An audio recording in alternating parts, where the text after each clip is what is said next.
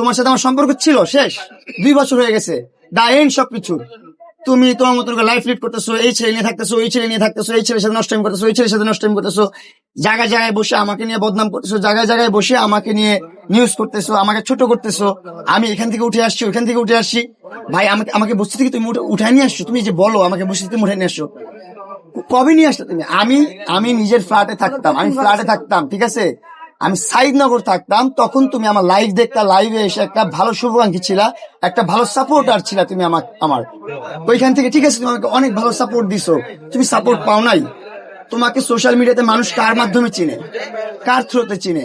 তোমার মতন হাজারো বয়স্ক মানুষ আছে যারা ছোট ছোট ছেলেদেরকে নিয়ে চেষ্টা করতেছে বড় হইতে, কিন্তু পারতেছে না। কারণ কি? তাদের পাশে প্রিন্স মামুন নাই।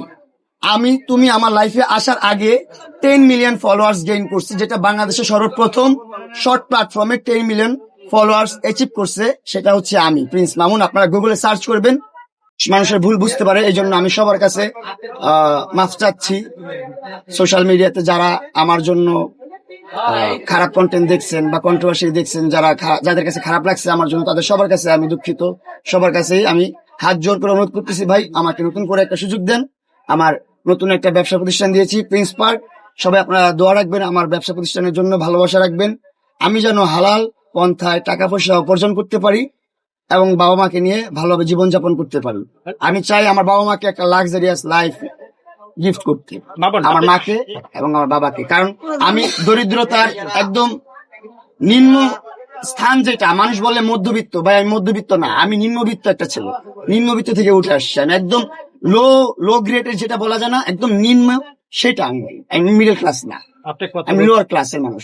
বিয়ে করার পর নতুন করে করতেছে, কারণ ও বুঝতে পারছে যে এই পাখি আর ধরতে পারবে না। ও হচ্ছে একজন অ্যাটেনশন সিকার। ও চায় টাইম লাইনে থাকতে, সবসময় চায় ওর ভিডিওতে মিলিয়ন মিলিয়ন ভিউ হবে। যখন আমি না থাকি, যখন ওর ভিডিওতে আমার নাম না থাকে, আমার চেহারা না থাকে, তখন ওর ভিডিও কেউ দেখে না, ওরকম ভিউ হয় না, 1000 2000 ভিউ হয়। ওইসব ভিউ আর পোষায় না, ওর ভাল লাগে না, ও মজা পায় না। তখনই ও নতুন কিছু নিয়ে খোঁচা দেয়, তখনই ও নতুন কিছু নিয়ে সামনে আসে। কেন ভাই? ও তো বলেই দিছে যে ওর সাথে আমার কোনো সম্পর্ক নাই, অলরেডি 2 বছর হয়ে গেছে, ওর সাথে আমার কোনো সম্পর্ক নাই। যদি থেকেও থাকে, শেষ, 2 বছর হয়ে গেছে। চাই আমার বাবা মাকে একটা লাক্সারিয়াস লাইফ গিফট করতে। আপনারা দোয়া রাখবেন, ভালোবাসা রাখবেন। বলেন। আমার বলে যে তুই কি অবস্থা হয়েছে জানো না? কিছু হয় না। একটা বিষয় হচ্ছে পরশু দিন কি করেছে জানো? কিছু বলে না, যাই হোক, আমি কার কাছে যাবো? আজ একটা বলা লিখে তুমি হাজারো বলা পাইছি, কিন্তু আমার বলা যদি চলে যাতে তুমি আমার বাসায় আইবা না। এখন আসে বিদায় তুমিও আমার বাসায় আইতাছো, সবাই আইতাছে। ওর কি ভাগলামি করে জানো? ওর মনে কর বিভিন্ন জায়গার মানুষের ইয়ায় করতে হয়ে গেছে। পরশুদিন গিয়া ওই যে ধরতে গিয়া মনে করেন খাইছি। যে কোন ক্রিয়েটর 10 মিলিয়ন ফলোয়ার্স অ্যাচিভ করছে সর্বপ্রথম, সেটা আমি 10 মিলিয়ন ফলোয়ার্স অ্যাচিভ করার পর, এটা অহংকার না, এটা গর্ব করে বলতেছি। 10 মিলিয়ন ফলোয়ার্স অ্যাচিভ করার পর তোমাকে আমি চিনছি, তোমাকে একটা শুভাকাঙ্ক্ষী হিসাবে আমার পাশে রাখছিলাম।